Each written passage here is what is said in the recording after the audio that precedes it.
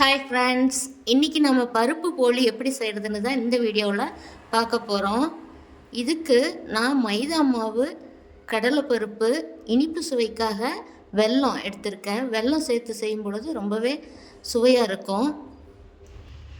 பருப்பு போலி செய்கிறதுக்காக நான் கடலைப்பருப்பு எடுத்து ஒரு அரை மணி நேரம் ஊற வச்சுட்டு இதை 4 விசில் விட்டு எடுத்திருக்கேன். பாருங்கள், இந்த அளவுக்கு வெந்திருக்கு. இது தண்ணியெலாம் வடிச்சிட்டு வச்சுருக்கேன். இதுக்கு மேல் மாவுக்காக இந்த கிண்ணத்தில் 1 கிண்ணம் மைதா மாவு நான் எடுக்கிறேன். இதுவே கோதுமை மாவுலேயும் நம்ம செய்யலாம். நீங்கள் கோதுமை மாவு இருந்தாலும் அதுலேயும் இதே மாதிரி நான் செய்கிற மெத்தடு படி அந்த மாவு பிசைஞ்சிக்கணும். அந்த மாதிரி செய்யும் பொழுது இந்த ரெசிபி ரொம்பவே சூப்பராக வரும். இதுக்கு கொஞ்சமாக மஞ்சள் தூள், கொஞ்சமாக உப்பு சேர்த்து இதை நல்லா கலந்து விட்டுக்கலாம். இதுக்கு நான் ஒரு 1/2 ஸ்பூன் நெய் விட்டு நல்லா கலந்துக்கலாம்.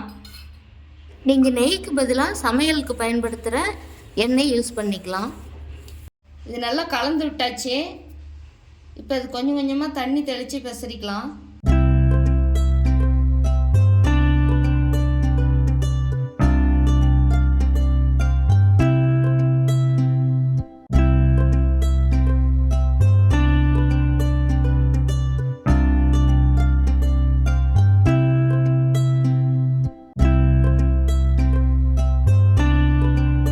தண்ணி ஒரே டைமாக ஊற்றிடக்கூடாது. கொஞ்சம் கொஞ்சமாக தெளித்து சப்பாத்தி மாவு பதத்துக்கு பிசைஞ்சு எடுத்துக்கணும். அதை விடவே கொஞ்சம் இலகலாக இருக்கணும்.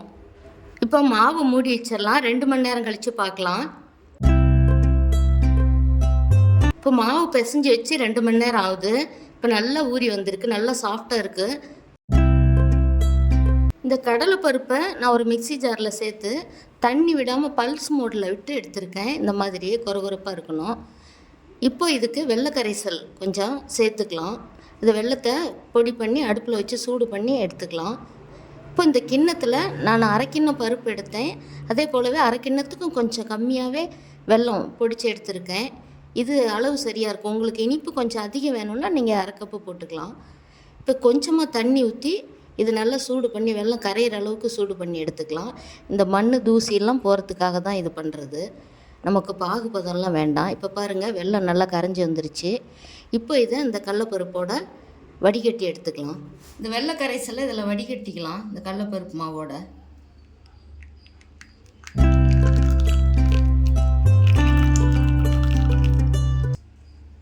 இது நமக்கு வெல்லம் போட்டு இந்த வெல்லம் கரைஞ்சா போதும், பாகுபதம்லாம் வர வேண்டாம். இந்த வெள்ளத்தில் உள்ள தூசிகளெல்லாம் எடுக்கிறதுக்காக தான் இந்த மாதிரி சூடு பண்ணி வடிகட்டுறது. இது ஏலக்காயை நான் ஒயிட் சுகரோட அந்த ஏலக்காயோட விதையை மட்டும் எடுத்து இந்த மாதிரி பவுடர் பண்ணி வச்சுருக்கேன். இந்த பவுடர் கொஞ்சம் இதுக்கு சேர்த்துக்கலாம். இது வாசனைக்காக சேர்த்துக்கிறோம்.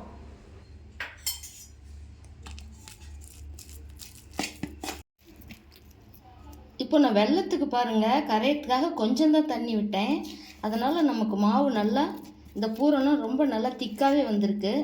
இது உங்களுக்கு தண்ணியாக இருந்துச்சுன்னா நீங்கள் திரும்ப அடுப்பில் வச்சு கொஞ்ச நேரம் இதை கெட்டிப்படுற வரைக்கும் நீங்கள் அடுப்பில் வச்சு எடுத்துக்கலாம். எனக்கு இதுவே போதுமானதாக இருக்குது. நல்லா உருண்டைகள் பாருங்கள் இந்த மாதிரி வருது. அதனால் நான் அடுப்பில் வைக்கலை. இப்படி இதை உருண்டை பண்ணி எடுத்துக்கலாம்.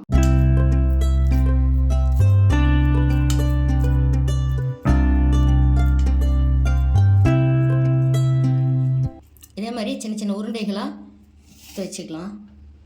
எல்லா உருண்டைகளையும் எடுத்து வச்சாச்சு. இப்போ இதை மாவு தீத்திக்கலாம். 2 மணி நேரம் ஆகிருக்கு மாவு பிசைஞ்சு வச்சு. எப்படி வருது பாருங்கள் மாவு. இந்த மாதிரி இருக்கணும் நமக்கு.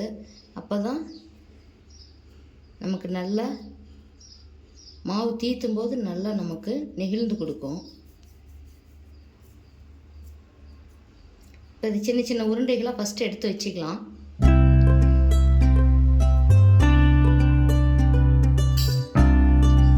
நம்ம வாழை இலை இருந்தால் கூட அதில் எண்ணெய் இந்த மாதிரி அப்ளை பண்ணி அதில் வச்சு தீர்த்தலாம். நான் இந்த பூரி கட்டையிலேயே இந்த மாதிரி எண்ணெய் தடவி தீர்த்த போகிறேன். நம்ம இந்த மாவு ஊற வைக்கிறது இந்த மாதிரி நெகிழ்வுத்தன்மை வர்றதுக்காக தான் நம்ம 2 மணி நேரம் ஊற வைக்கிறோம். அது நீங்கள் கொஞ்சம் எக்ஸ்ட்ரா 3 மணி நேரம் கூட ஊற வச்சு எடுத்துக்கலாம். நம்ம மாவு பிசைஞ்ச உடனே இந்த மாதிரி தீர்த்தணுன்னா நமக்கு இந்த அளவுக்கு நெகிழ்வுத்தன்மை வராது. அதனால தான் நம்ம மாவை ஊற வச்சு எடுத்துக்கிறோம். இப்போ பாருங்கள், இந்த பூரணத்தை கவர் பண்ணுறதுக்கு இந்த மாவு ரொம்பவே நமக்கு நெகிழ்ந்து கொடுக்குது. நம்ம தீர்த்தும் பொழுதும் அதே போலவே தான் ரொம்பவே சாஃப்டாக நமக்கு வரும். இதுக்காக தான் நம்ம மாவை ஊற வச்சு எடுத்துக்கிறது. இப்போ சூப்பராக மாவு கவர் ஆகிடுச்சு பாருங்கள். இப்போ நம்ம இதை அரிசி மாவில் லேசாக டிப் பண்ணி எடுத்துக்கலாம். ஏன்னா அந்த மாதிரி எடுத்து தீர்த்தும் பொழுது நமக்கு இன்னும் நல்லா அது தீர்த்துறதுக்கு நமக்கு நல்ல வசதியாக வரும்.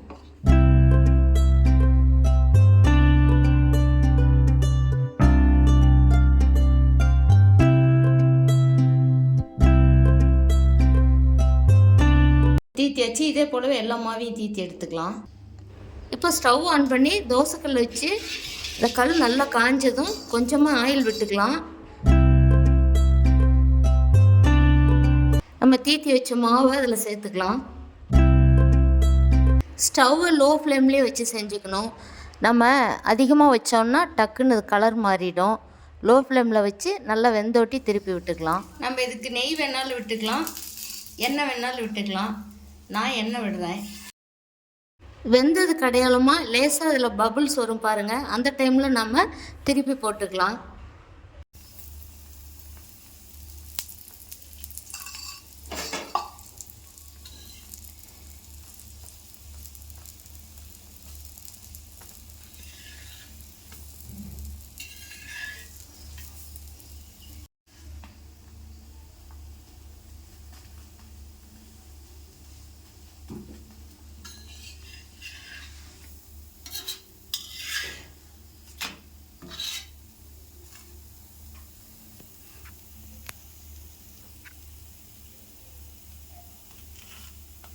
ரெண்டு சைடும் நல்லா வெந்துருச்சு. இப்போ எடுத்துக்கலாம். இதே போலவே மீதம் உள்ள மாவுகளையும் நம்ம தீர்த்தி போட்டு எடுத்துக்கலாம்.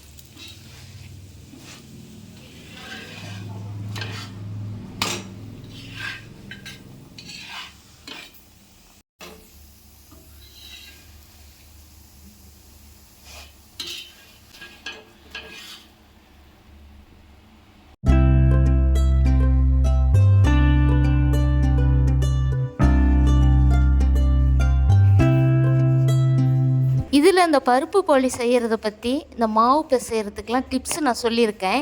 இந்த டிப்ஸை ஃபாலோ பண்ணி நீங்களும் இதே போலவே செஞ்சு பாருங்கள். செஞ்சு பார்த்துட்டு உங்களுடைய கருத்துக்களை கமெண்ட் பாக்ஸில் சொல்லுங்கள். இந்த வீடியோ பிடிச்சிருந்தால் லைக் பண்ணி ஷேர் பண்ணுங்கள், சப்ஸ்கிரைப் பண்ணுங்கள். தேங்க்யூ.